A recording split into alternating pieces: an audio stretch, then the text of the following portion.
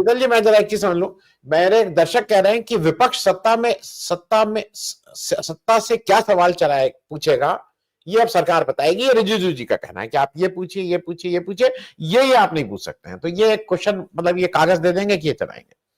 लेकिन शीतल जी, एक चीज ये भी हम देख रहे हैं कि हाल के दिनों में इस बार का जो ये 18वीं लोकसभा है, इसका विपक्ष बड़ा विपक्ष है। और इस विपक्ष में लोग अच्छे हैं, अच्छे बोलने वाले हैं, ठीक से वो कर रहे हैं। मैं एक चीज आपसे और उस पर भी आप एक टिप्पणी कर दीजिएगा। ये तो करिएगा कि किसकी कितनी जिम्मेदारी। सत्ता पक्ष ये दिखाना चाह रहा है कि विपक्ष नहीं चाहता है कि ये चले, पार्लियामेंट चले। एक चीज और कर लीजिएगा, कल आउट ऑफ वो ब्लूज सूर्यकांत जी अब ये कह रहे हैं कि कंटेंट क्रिएटर पर लगाम लगाने के लिए वो विधायिका से आग्रह कर रहे हैं। मतलब इस देश के न्यायपालिका के सर्वोच्च पद पे बैठा हुआ सीजीआई कह रहा है कि मिलियंस ऑफ पीपल की रेपुटेशन खराब होती है। मिलियंस ऑफ पीपल का उन्होंने कल कई बार जिक्र किया। तो वो ये किस तरह की मिलीजुली कुश्ती है, कहां से क्या आ रहा है कि शीतल जी, मैं आपसे पूछूंगा ये कि यहां है तो आप ये जवाब दीजिएगा। ये करीब करीब मोटे तौर से स्टेज मैनेज्ड है। मैं इस पे भी एक टिप्पणी चाहूंगा, क्योंकि जब देश का सीजीआई कह रहा है कि कंटेंट क्रिएटर पर लगाम लगाने के लिए विधायिका से आग्रह कर रहा है कि इनको किसी तरह से आप लगाम लगाइए, इस पे भी एक टिप्पणी कर दीजिए। और बाकी इस सेशन में किसकी क्या जिम्मेदारी और कैसे आप देख रहे हैं? देखिए, कुछ आंकड़े आपने कह दिए थे, मैं थोड़ा सा उनको विस्तार देना चाहता हूं, उससे एक पर्सपेक्टिव समझ में आएगा। ये सही है कि 1950 से 60 के दशक में हमारी जो लोकसभा थी वो 120 से 135 दिन तक प्रतिवर्ष बैठती रही है एवरेज। 1970-80 के दशक में ये थोड़ा घटा और 100 से 120 दिन रह गया। 2004-2014 में यूपीए 1-2 के काल में ये 70 से 75 दिन रह गया। और 2014 से 2019 में जब 16वीं लोकसभा मोदी जी के नेतृत्व में बनी, तब इसमें जो है वो सिर्फ 67 दिन रह गया। और अब 2019 से 2024 में 17वीं लोकसभा जो है, आपने ठीक बताया था, 55 दिन प्रतिवर्ष रह गया है। तो 135 दिन से हम आजादी के बाद शुरू हुए थे, और एक विकसित डेमोक्रेसी में ये दिन बढ़ने चाहिए थे। हमने उसे ऑलरेडी आधे से भी कम कर लिया है। हम 35% पे आ चुके हैं, करीब 35-36% पे, जहां से हम शुरू हुए थे। एक विकसित लोकतंत्र की जगह हम कहाँ पहुंच रहे हैं, ये आंकड़ा बताता है। इसके बाद अभी तक तो जो 18वीं लोकसभा है उसने कुल 2 सत्र पूरे किए हैं, और शीतकालीन सत्र जो 2024 में था वो रद्द कर दिया गया था, आपको याद ही होगा। उसके पहले भी 1-2 बार ये सत्र रद्द करने के कार्यक्रम शुरू हुए। 2025 में हम अभी अनिश्चितता में हैं, ये सत्र होगा कैसे होगा, क्या होगा, इसी सब पर बातचीत हो रही है। इसके कारण क्या है, इस पर जरा सा देखना होगा। सरकार अब किसी भी कानून पर, किसी भी बिल पर न बहस चाहती है, न उसमें संसदीय समितियों का हस्तक्षेप चाहती है। इसके भी आंकड़े हैं। ऑल पार्टी मीटिंग बुलाना लगभग बहुत कम हो गया, बहुत लिमिटेड हो गया है। और इसी वजह से कोविड-19 के बाद संक्षिप्त सत्र चलाने की एक परंपरा इन्होंने विकसित कर ली है। इसमें क्या होता है कि ये ऑर्डिनेंस राज चला रहे हैं, ये अब बिल नहीं लाते। 2014 से 2024 में 106 ऑर्डिनेंस आ गए हमारे देश में, जबकि 2004 से 2014 में कुल 61 ऑर्डिनेंस आए थे। तो जब ऑर्डिनेंस हम ले आते हैं तो हम संसद की उपयोगिता खत्म कर देते हैं। उसके बाद संसद में हम सिर्फ ये चाहते हैं कि कोई ऐसा मामला हो जिस पे झगड़ा हो जाए, विपक्ष बाहर चला जाए और हम फटाफट इस तरह के सारे बिल पास करा लें। जैसे आपने ये चुनाव आयोग में इनके चयन का जो बिल था, ऐसे ही पास करा लिया।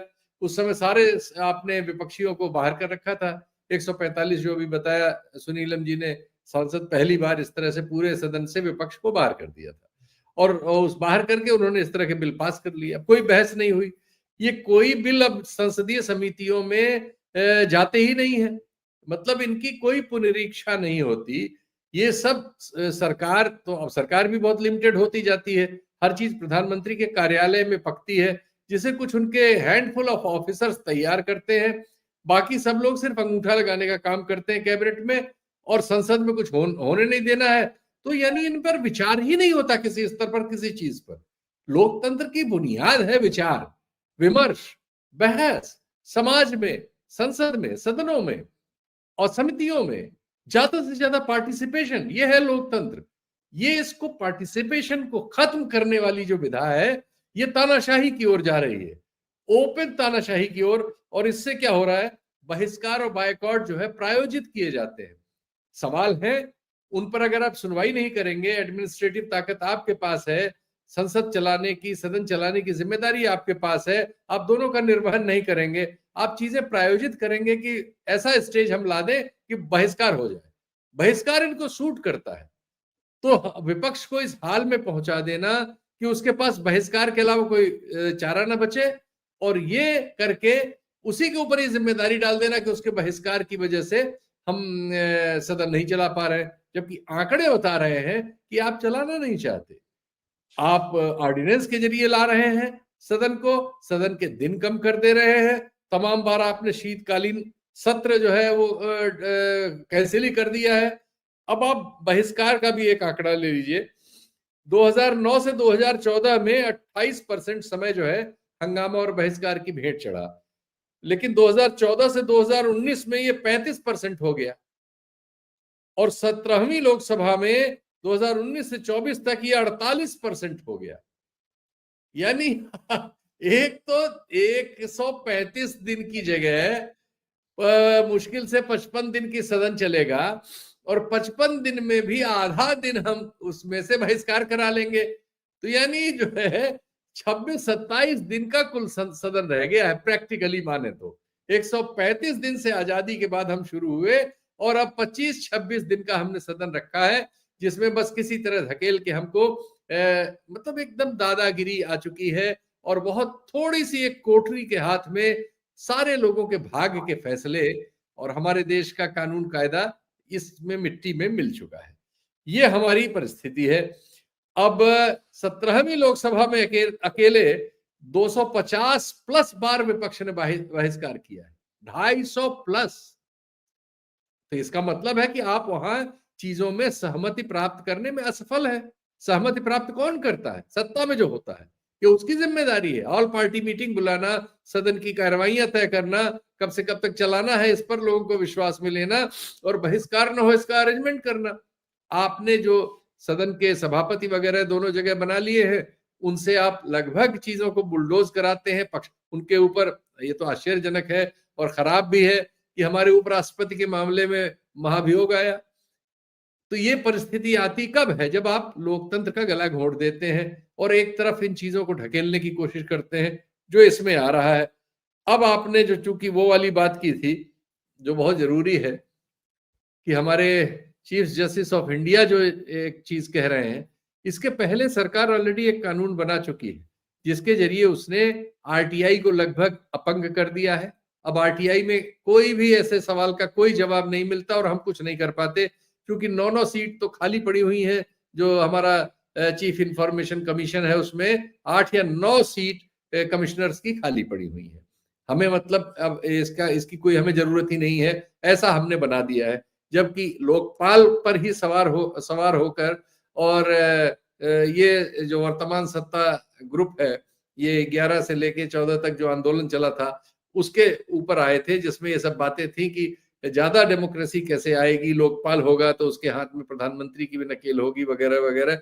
यहाँ जो हमें कानून के जरिए इंफॉर्मेशन पाने का जो हक मिला था उसको भी आपने खा लिया, और जो नया कानून आपने बना लिया है इन सब चीजों समेटने का, अब उसके बाद तो लगभग वो आप किसी का भी गला दबोच देंगे। और हम ज्यादातर मामलों में पा ही रहे हैं कि किसी की भी पोस्ट हटा देना, रीच कम कर देना, एल्गोरिदम बदलवा लेना, एडमिनिस्ट्रेशन जो इनके लोकल है, अब तो 2 ही लोग ये देते हैं पूरी सेवाएं सोशल मीडिया में, गूगल और मेटा, दोनों की ब्यूरोक्रेसी जो इंडिया में है सारी की सारी आपने अपने लोगों से भर ली है।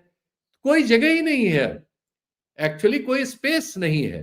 हम लोगों को तो चूंकि वो एल्गोरिदम से अपना उनको सुविधा ये है कि इन संस्थाओं के एल्गोरिदम जो है हमें अपने ऑडियंस में ही कैद कर देते हैं। हम जितने भी इस तरह के मंच हैं जो इस सरकार से सवाल पूछते हैं, उन सबकी ऑडियंस यही इंस्टीट्यूशन तय कर चुके हैं। आपको इन्हीं 1-2 करोड़, 3 करोड़, 4 करोड़ में ही अपनी सारी भाषण देने हैं। वैसे ही न्यूज का स्पेस, लोगों की रुचि खत्म होती जा रही है। लोग अब टेलीविजन नहीं देख रहे हैं और जाहिर है कि अब न्यूज में उनकी रुचि खत्म होती जाएगी तो अश्लीलता, अपराध, वो रील्स और इस सब में लोग बहुत समय दे रहे हैं। समाचार और सूचनाओं से उनका कोई मतलब नहीं है, क्योंकि पिछले वर्षों में सूचनाओं को दूषित करके उनको आपने यूजलेस बना दिया लोगों के दिमाग में। तो अब एक बहुत बड़ा समाज जो है वो नष्ट होने की प्रक्रिया में है कि वो दूसरी चीजों में जा रहा है और उन चीजों में उसकी रुचि नहीं है जो उसके जीवन को सीधे प्रभावित कर रही है।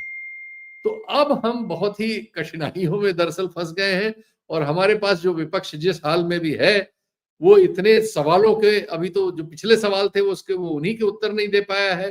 क्योंकि जो कंटेंट जनरेशन है, ये बात तो कर रहे हैं हमारे सीजेआई साहब, कंटेंट जनरेशन राइट विंग जो है, अभी तो एक खबर आई है, यहां तो करता ही है, करीब कहा जाता है 70-72% कंटेंट राइट विंग की जनरेट होती है। उसने पेड अनपेड इतना बड़ा स्ट्रक्चर पैदा कर लिया है। पूरा हमारा जो मीडिया है, क्योंकि वो विज्ञापनों की वजह से निर्भर हो चुका है सरकारों पर, टेलीविजन सब घाटे में है ज्यादातर, 2-3 को छोड़कर, और समाचार पत्रों की भी वही हालत है। तो अब वो पूरी तरह से नियंत्रण में जा चुके हैं, और नियंत्रण ही नहीं, वो वेपनाइज किए जा चुके हैं, जनता के विरुद्ध खबरें देने के लिए अभिशप्त है। तो अब जब कंटेंट एक तरह की एक तरफ से आ रही है, वो भी रेगुलेटेड है कि किस हिस्से में कौन सी कंटेंट जाएगी, तो जो सवाल हैं वो तो कहीं जा ही नहीं रहे लोगों के पास, लोगों को कुछ पता ही नहीं है। लोग हमारी विदेश नीति के बाजे बजे हुए हैं, और हम अगर सामान्य लोगों से 10 लोगों के इंटरव्यू लें तो उसमें से 8 ऐसा कहते हुए मिलेंगे कि हमारा दुनिया में डंका बज रहा है। ये मिस इन्फॉर्मेशन का रिजल्ट है। मिस इन्फॉर्मेशन ने चीजों को तहस नहस कर दिया है। तो अब अगर इस पर, इतने पर भी वो नहीं चाहते कि ये जो थोड़ा बहुत सांस ली जा रही है ये सांस भी रहे, तो भाई हम लोग एक मतलब अघोषित था पहले, अब घोषित तानाशाही की ओर कदम बढ़ा चुके हैं।